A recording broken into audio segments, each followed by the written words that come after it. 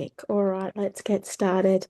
So, good morning or good afternoon, depending on where you are, everyone, and welcome to the National Disability Research Partnerships General Meeting for 2025. My name's Claire Gibellini. I use she, her pronouns.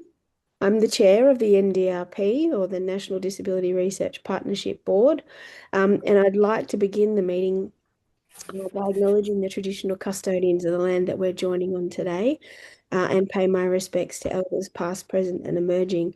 I'm joining you from the lands of the Whadjuk people of the Noongar Nation in Warlu or Perth. And I want to also extend that respect to all First Nations people with disability who continue to lead and change and build knowledge within our communities. Thank you so much for joining this joining us online today as we think about a pretty remarkable year that we've had, our very first year as an independent organisation. The NDRP, hopefully that you're aware, the NDRP exists to ensure research by and with people with disability, making sure that it drives better policy, practice, and outcomes. And today's meeting is a little bit of a celebration about what we've actually achieved together. So, what is it? What have we achieved together? So when the NDRP first became a company in March of 2024, our focus was really on setting strong foundations around governance and strategy and partnerships. The establishment of the NDRP was over 4 years in the making by an incredible bunch of people in our working party. It resulted in the development of the NDRP as an independent, not-for-profit organisation with charitable status with the ACNC. And I really want to thank the NDRP Working Party, whose work has meant that we've really been able to rapidly scale up. And we've been able to do it in a way that, reflects proper co-design and, the values of our community. They developed recommendations for the governance of the organisation, our guiding principles, and the research agenda, all of which we are now implementing. And I also want to just acknowledge that many of that working party are joining us online today. So thank you so much for all of your time, energy, and effort. We are very pleased that the Australian government has invested in the National Disability Research Partnership through the development phase. And now, as an independent organisation, as a key initiative of Australia's disability strategy. And we also want to thank the Australian government for its ongoing support. So, in this very, very busy first year, we have established our inaugural board and research committee. We've delivered our first national research funding round, which was focused on the safety of people with disability. And we're piloting our commissioned research pilot in partnership with government on the topic of transition from education to careers.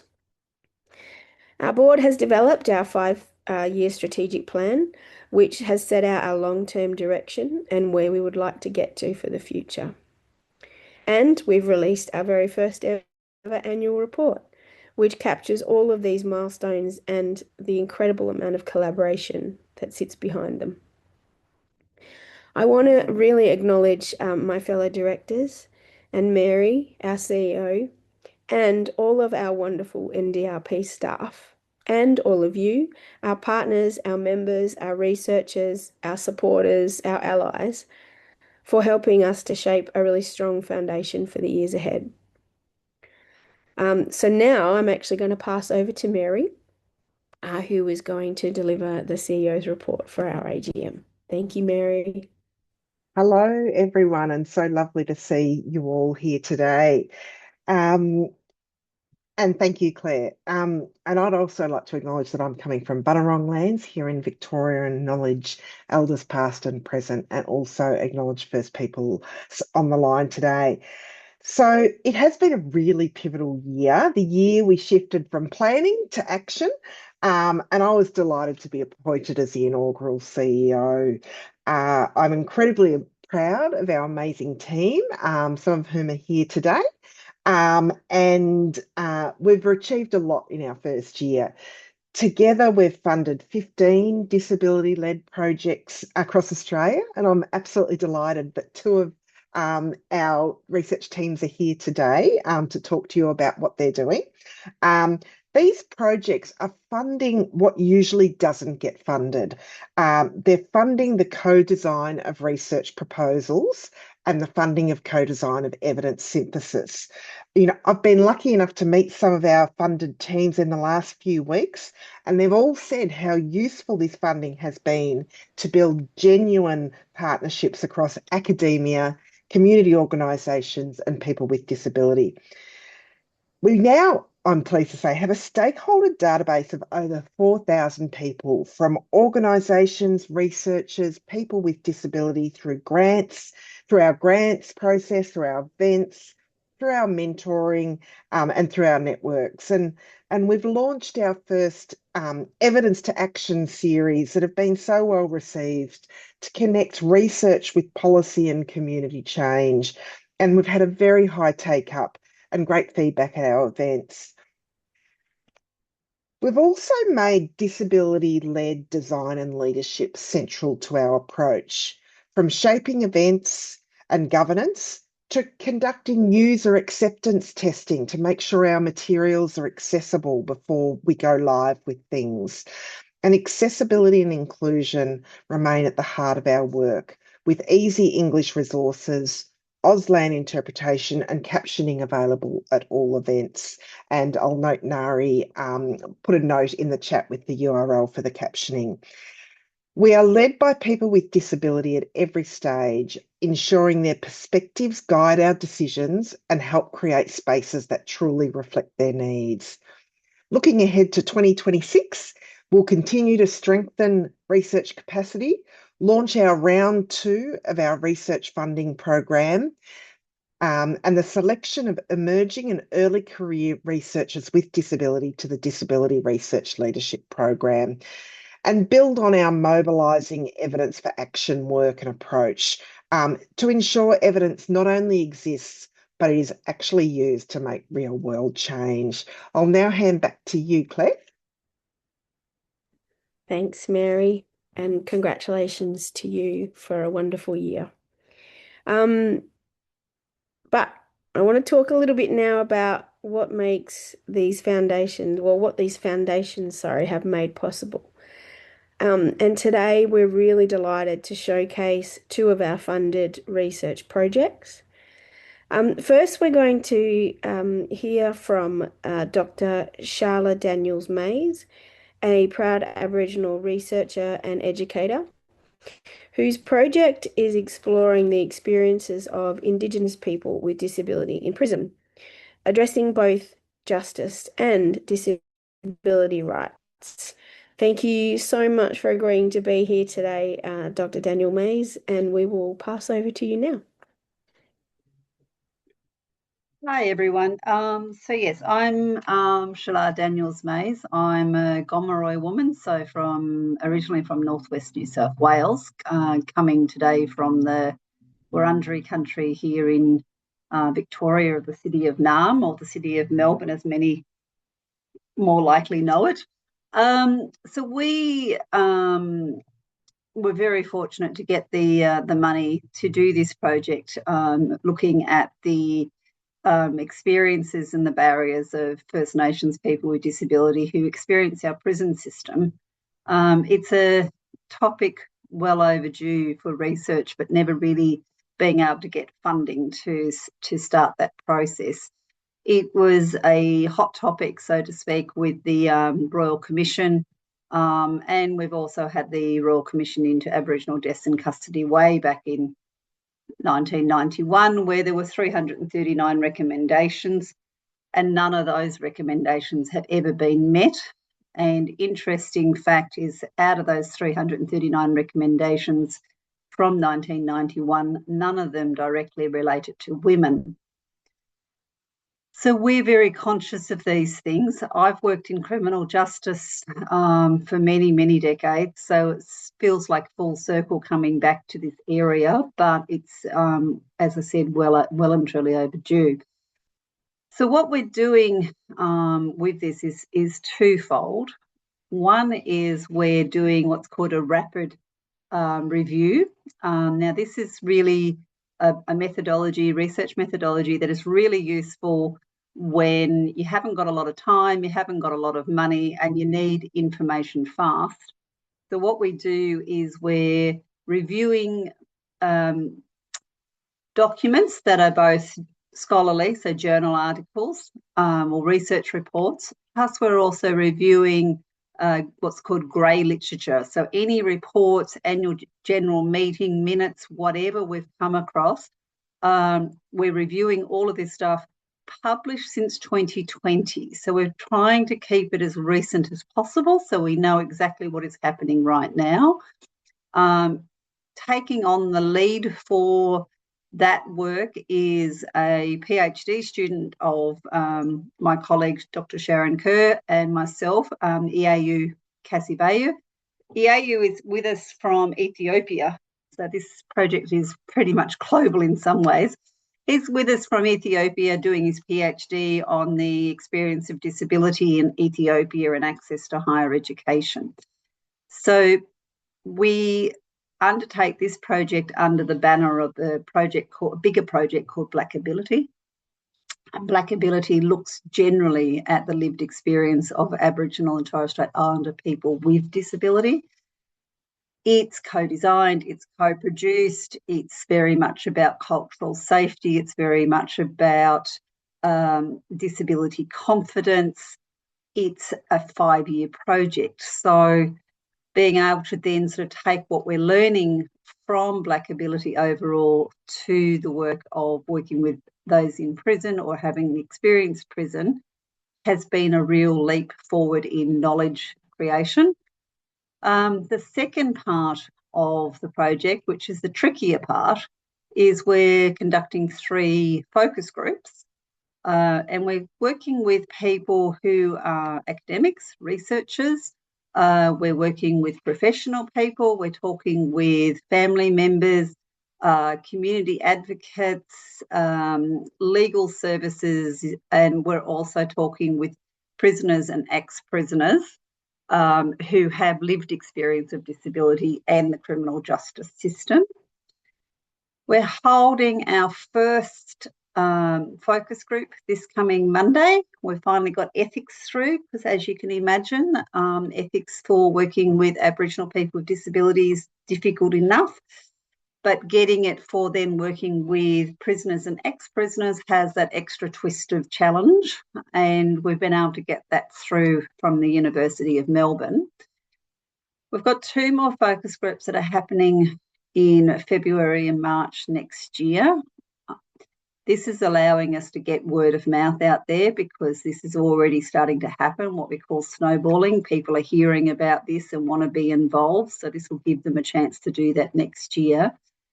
But we also have some other ethics processes that we need to go through to work within the prison system. So we're currently getting ethics undertakings with the New South Wales, Queensland and Victorian corrective service systems, for example. So all of this is taking time, but very, very important time to be able to keep those ethics rolling and also keeping note of what we've needed to do. So if other people are wanting to do research in this area, then we've got this sort of how-to, so to speak, which has never been there before. The other thing that's exciting with this project too is as a result of getting this funding, and Mary doesn't know this yet, we've actually got an additional bucket of seed funding, which is allowing us to do some ethnographic research as we go, looking at what's called cultural brokering. So Dr. Sharon Kerr, who's my senior research fellow in Black Ability, she works very closely with Auntie Ros Sackley, who is both First Nations and has a disability.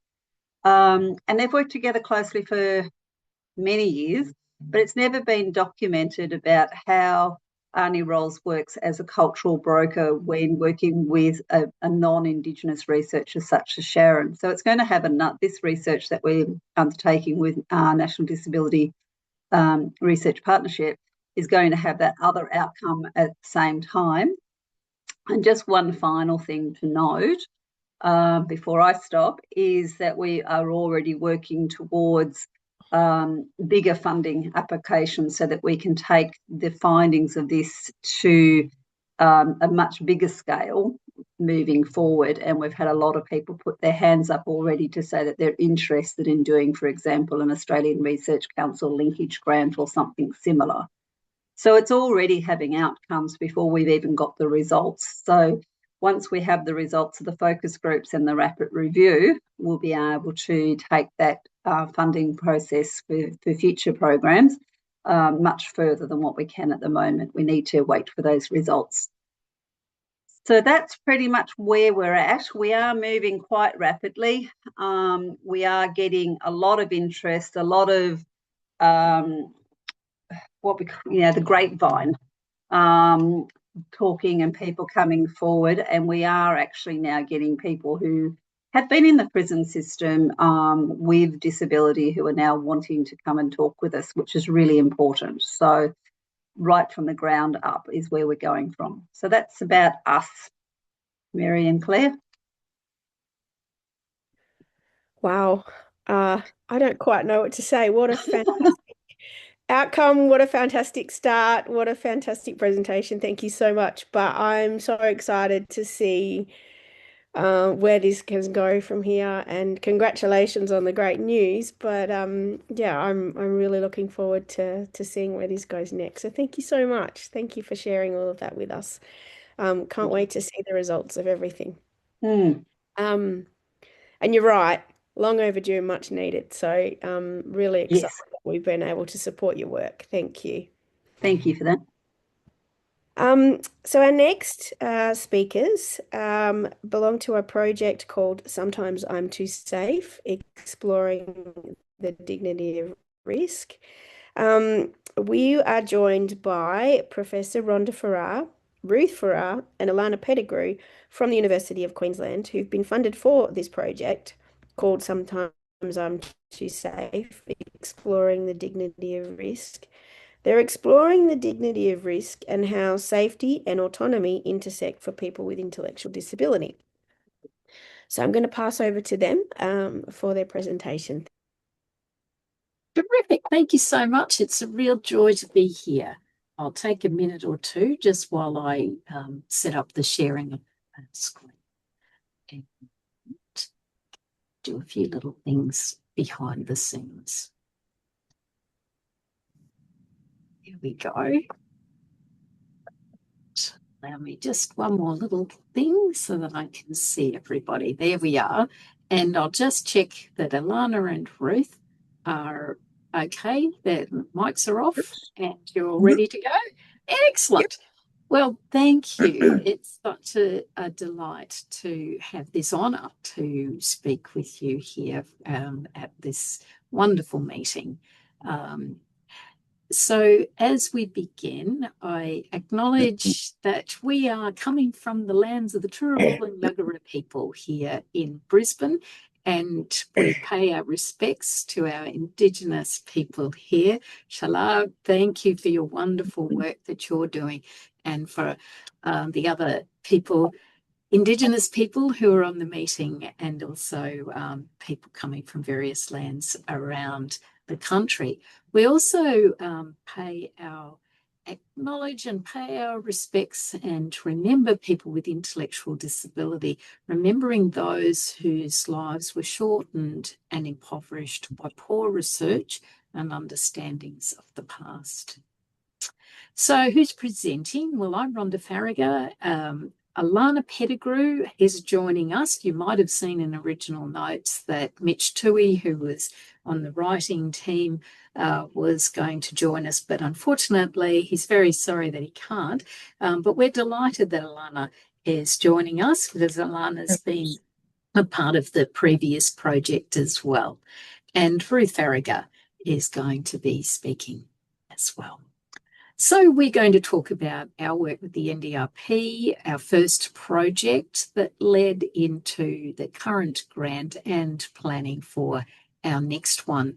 And this builds on a long tradition that UQ has of doing Down syndrome research. It's been underway here since 1978, doing projects that matter to our community.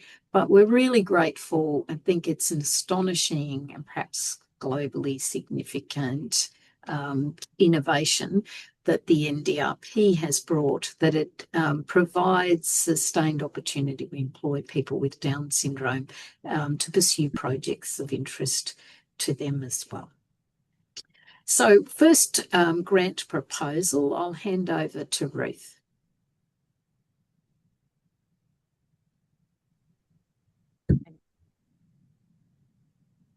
Rhonda and Jan were interested in what Gen Z people with Down syndrome do with their lives. They invited Bobby Pate and me to help them. We met on a Saturday afternoon. We talked about what we do.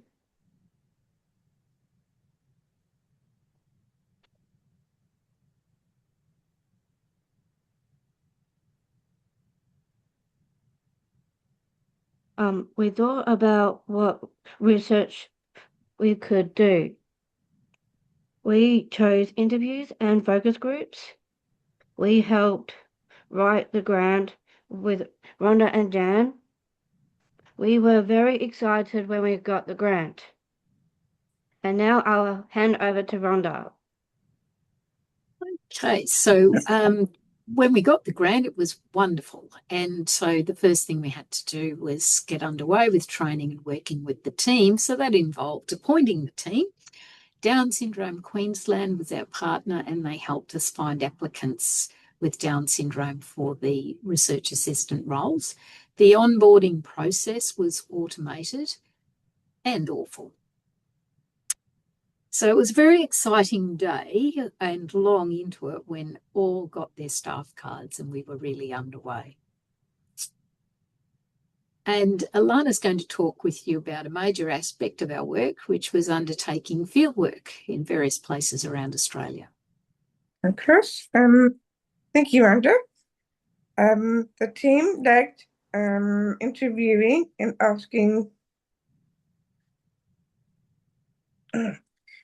questions, focus groups, and talking about different topics, meeting new friends, and also seeing old friends.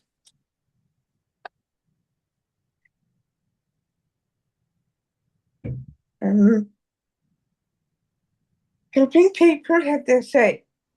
Sometimes people with Down syndrome have difficulty communicating. It is very important to hear their voices as well. It is important to listen to everyone to find their special way to communicate.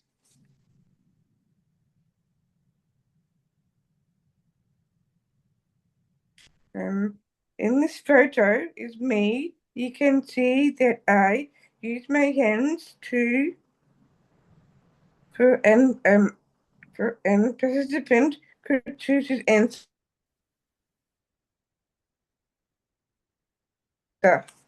So we were very keen once we had our results that we analysed with thematic analysis to present them in a variety of formats. So alongside the traditional journal articles and so on, we did podcasts, radio interviews and conference presentations, and the 7:30 program did a story on us. So I'll just show you a little bit about that one. Young adults with Down syndrome navigate society in the face of many misunderstandings about who they are and their capacity, despite the fact that it's a relatively common syndrome.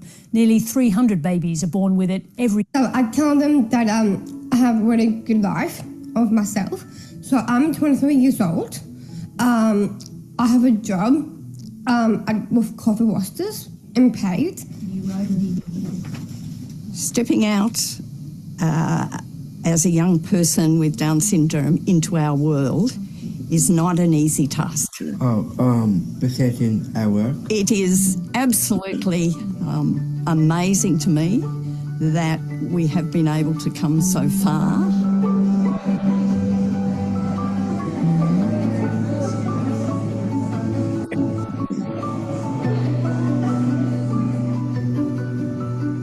And so we were fortunate in our grant funding to be able to include a showcase event.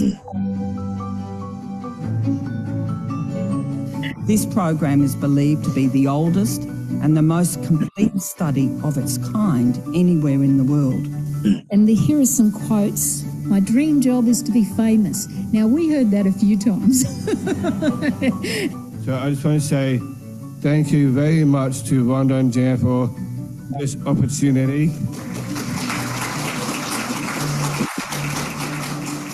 We may have a disability, we may have Down syndrome, but people do forget that we are just people just like everyone else. I've done all this ourselves. We've done the work, and we are really proud of us. Young adults with Down syndrome. We won't listen to her again. So nice report, and we felt that it really showed our research assistants and the value that they provided.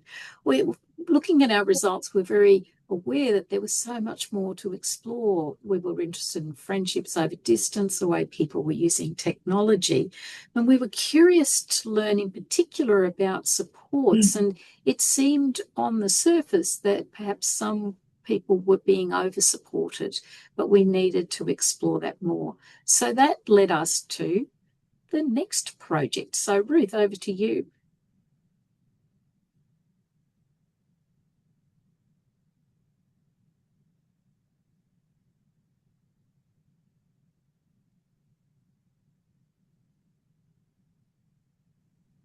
So,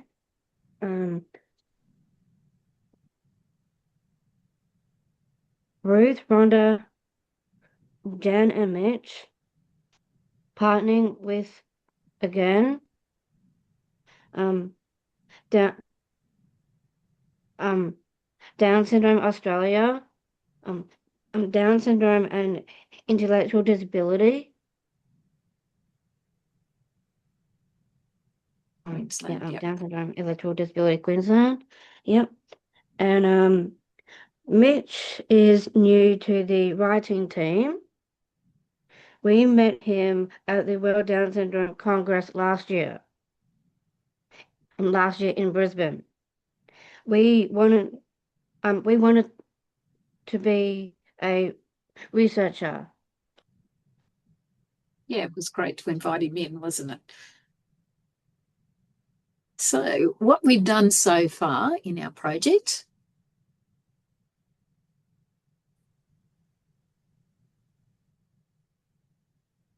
Ruth?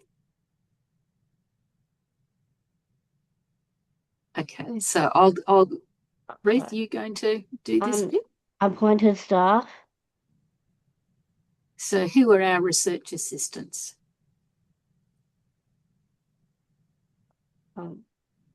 Mitch, Alana, Claire, and Callum. Yeah. Now, that should have been easier the second time around. We thought that we had it sorted, but no, it was as awful as before, perhaps even worse. So we've been working with the HR director to improve systems. Some of the issues are not to do with the person having an intellectual disability. Some of our systems are really quite difficult for anybody to navigate, but we need to make things better. And it's great that we have great enthusiasm from the UQ HR director and his team to improve that. So it's good news, I think. Okay. Develop our skills in easy read materials. And this has been meaning we've been getting a lot of work. And Alana was part of our writing team where we were preparing our materials in easy read. So, Alana, you might like to just tell people a little bit about what we did there. Of course. Thank you, Rhonda. I helped some UK students by reading the easy read documents. I helped. Yeah, so Alana, you're referring to some other work that you've done, and that's a great thing because no, I think it's a lovely spin-off, and that's outside this project. Sorry, Rhonda, can I just get you to pause? I just need to switch interpreters, and I don't want to interrupt the flow. Sorry. That way.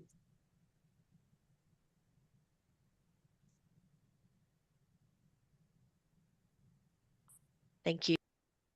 No worries. My apologies, Alana. I'll just give the audience a bit of context because the team have got such expertise now. They've come into my class where I teach master's students about easy read and how to do that. And Alana and Ruth and a couple of other people have come in as tutors. It's quite interesting for people from countries where the visibility of people with intellectual disability is less than Australia to see people with intellectual disability as tutors. So I think, Alana, we might just go to talking about this page. This is presenting our... No. It's great that what you did. And we'll talk about this page, which is about our current grant. Okay. I must know.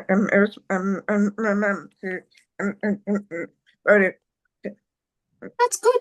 It was great. Glad you told everyone about that. Thanks, Alana. Yes. Okay.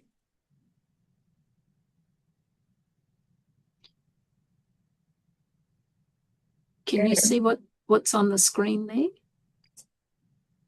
Of course. Okay. People also need to try new things. Sometimes they will make mistakes.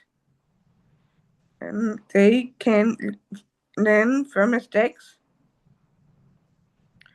We need to find a balance between being safe and or being allowed to try new things and or choose to do things we want to do.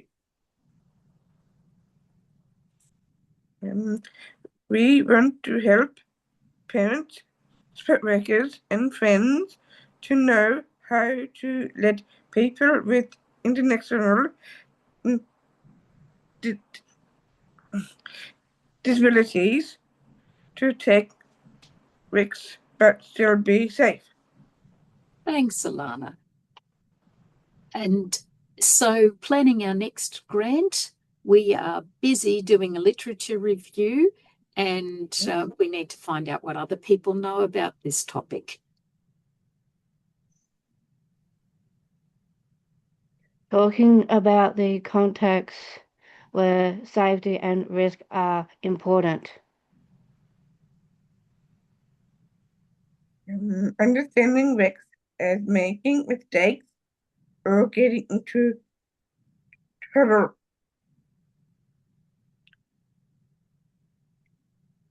Understanding ethics as the rules for doing research. Learning about interviewing and doing surveys. Communicating our work to others. So who cares about safety and risk? Well, adults with intellectual disability, and our team have been very interesting in the comments that they've made about and contexts that are very important for them. They want to have the chance to live the life they want. Parents, broadly defined, they want to get the balance right as children grow up. It can be very challenging. Support workers and service providers are already expressing their interest in this project because they have a duty of care, and getting this balance right is very tricky for them. And of course, taxpayers and policymakers want value for money. in the provision of support worker funding and so on. So that's us, and we're very pleased to be in touch with anybody who's interested. So I'll hand back over.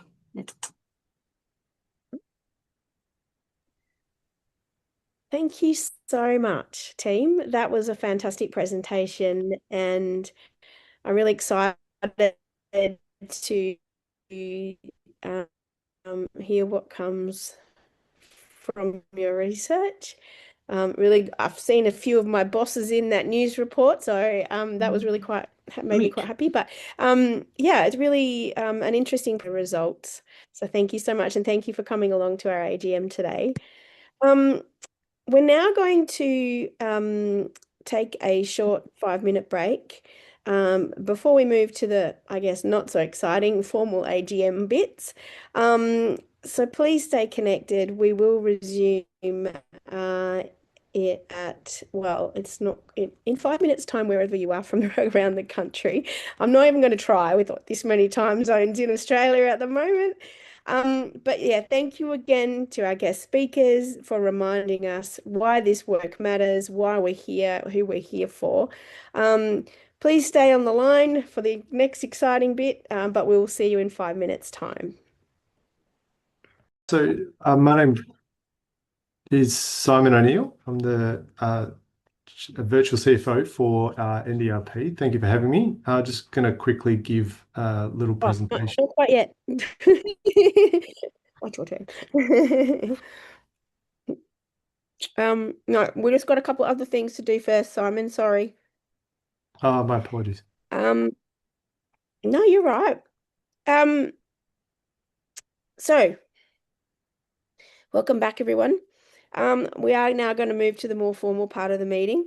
I'm just going to start by first asking our company secretary and CEO, Mary Sayers, to read out any formal apologies from members, please, Mary.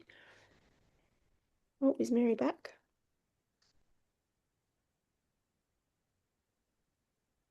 There she is. Mary's We have you. Sorry, my headphones have decided to stop working, so I hope you can hear me okay.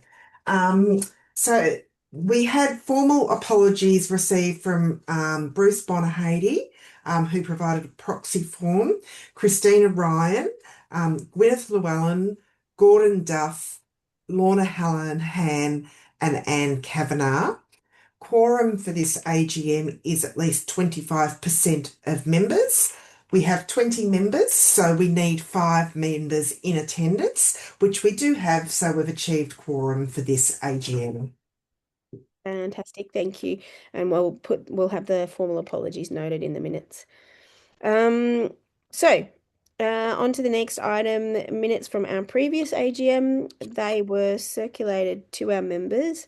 Unless there are any corrections, I'm going to move that the minutes be accepted as a true and accurate record. Can I please have a mover and a seconder from our members?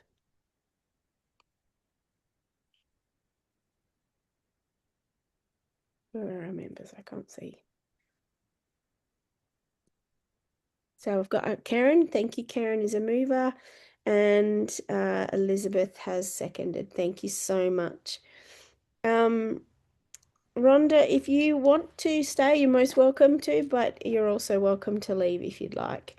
But thank you for coming. Okay, so and now on to our annual report. So you should have all received the annual report outlining activities and achievements over the last year, 24-25 year. So for me, there's been so many highlights, but some of the ones that I just really wanted to point out are, I guess, a big one is the reception that we get as an organisation when we meet with our stakeholders, whether that's government, advocacy organisations and researchers, or just general community members. This, for me, cements the need for the NDRP to be an enduring enabler of research led by and with people with disability. Our board and our committees have all worked so incredibly hard over this past year. And in particular, I want to thank our research committee who have done such a lot of work. They've been led by our wonderful Professor Anne Kavanagh, and they have done, like I said, a mountain of work to support the NDRP team and us as a board to implement that research program. So, thank you so much. We quite honestly would not be here if it wasn't for all your efforts and commitment. In the middle of this year, Mary and I had the privilege of being selected by the Australian government to be part of the official government side event at the 18th session of the Conference of State Parties to the Convention on the Rights of Persons with Disabilities. How's that for a mouthful? At the United Nations in New York. That was in June.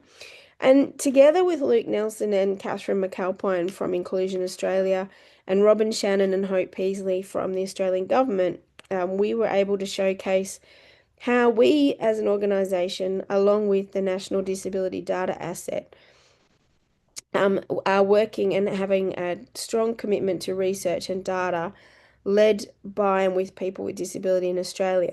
And we were able to showcase that to an international audience. That was really huge, and it really still is having ripple effects as we carry on. So that was quite a highlight for me. Very busy 3 days, but it was a very big highlight. So now I'm going to ask Mary to share some key points from the report. Thanks, Mary. Thank you, Claire. Mary speaking. The report showcases our year of growth, collaboration and evidence in action, including funding outcomes, partnership achievements, and our financial and governance milestones. And we do have both our Chief Financial Officer and our auditor in the audience today. We've also embedded accessibility features into the actual annual report as well, including an easy English version and a narrated audio version so others can read about it. Just some additional points.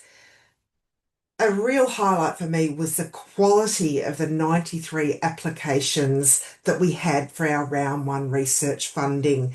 I think Alana, Ruth, Rhonda, Sheila, you should be really proud that you were funded because the quality of applications were sensational. And we've worked very hard to keep a strong relationships with those that we were not able to fund in our first round, including providing detailed feedback on their applications and welcoming them into our events and activity.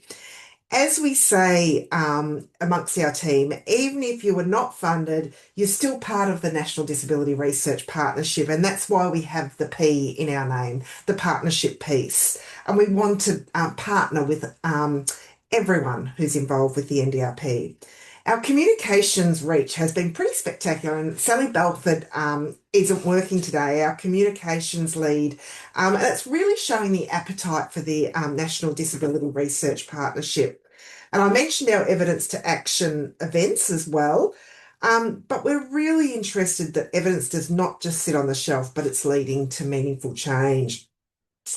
The process we went through to develop our commissioned research project with government, and I know we've got some of our government members here, Mark and Emma, who we worked with on this.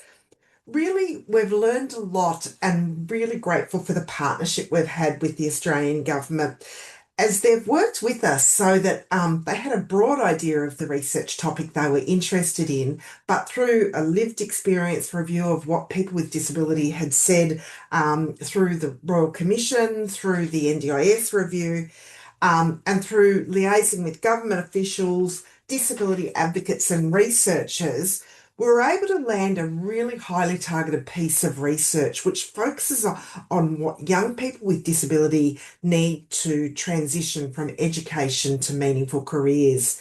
And the research, which closes tomorrow, so if you haven't put your application in yet, you're probably getting a bit close, is focusing on that group of young people who have employment assistance supports in their NDIS plans. And we've got three streams of that project. So it was through this really wonderful partnership we had with the Australian government who enabled us to do that work of really deeply understanding what research is needed. And we're so excited for that project. I'll now hand over, but it's been a great year. Thanks to all our staff. And also, I'd like to acknowledge the work of Mitchell Partners and our virtual Chief Financial Officer, who makes my job much easier. So I'll hand over to you, Simon, to report on the financial statements. Thank you very much, Mary. Thank you for having me, everybody. I'll just cover a few highlights from the 30 June 2025 financial report. Firstly, I just want to point out that these reports are the organisation's first set of audited financial statements following incorporation in March 2024.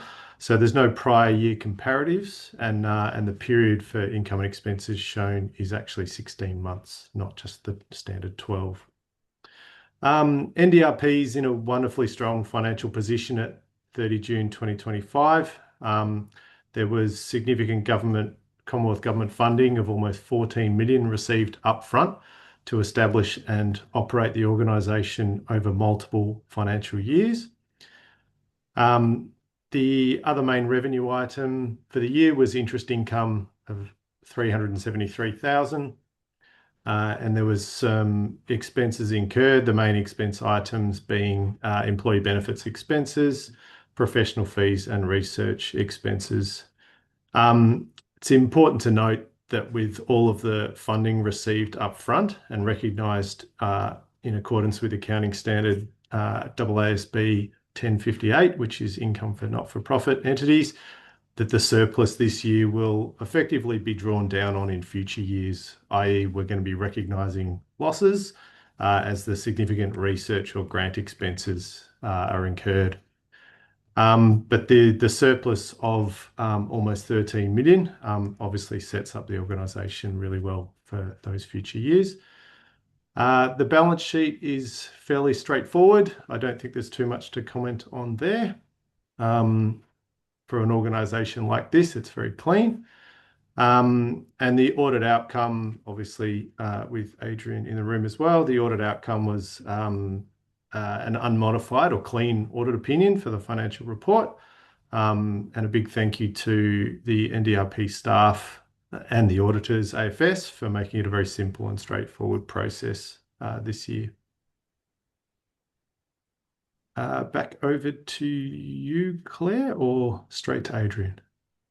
Thank you so much, Simon, and thank you for a wonderful year of working alongside us to make that all possible as well. We appreciate you. I am going to now pass to you, Adrian, to see if there's anything you would like to say or if there's any questions for the auditor. Thanks, Claire. I think Simon did a really good job explaining the financial position of the organisation. Just to add, yes, it was a very clean audit, and we did provide a clean audit opinion. So in our opinion, the financial report gives a true and fair view of the company's financial position for the period ended 30 June 2025 and its financial performance for the period 20 March to 30 June 2025, and also complies with Australian accounting standards and the Corporations Regulations 2001. Very happy to take any questions on the audit process or the financial statements that we can help with. All right, I will open up to anyone that would like to ask some questions.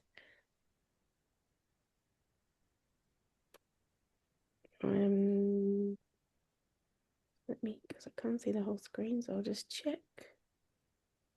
So speaking, nothing so far, Claire. All right, we'll just wait another few seconds in case people are having tech issues with Zoom like I sometimes have. No, it doesn't look like we have any questions. So thank you both so much for all of your hard work and supporting us through the year. We much appreciate it. And can we note for the minutes that there was no questions received? All right. So now we're moving on to general business.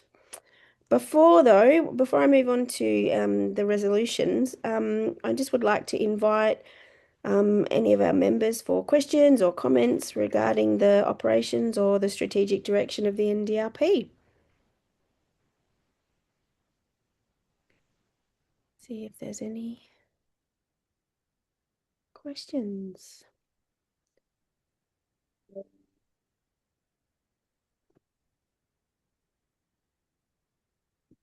Just double check. No, it doesn't appear we have any questions or comments. All right. So, thank you, everyone. Before we come to, well, we're moving closer to the end of our AGM, but we do have some resolutions that we need to need to sort by the end of the meeting today. Firstly, that the minutes of the last AGM need to be accepted, and I think we've got that one sorted out. So the second is that the 24-25 annual report be accepted. So can I ask members to indicate their agreement using the Zoom chat and the hands up function?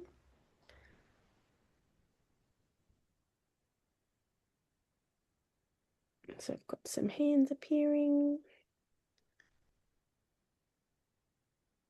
Mary speaking. We've got Elizabeth and Karen agreeing in the chat and Jackie with the hand up. So we're good there. Fantastic. Thank you also to Celia.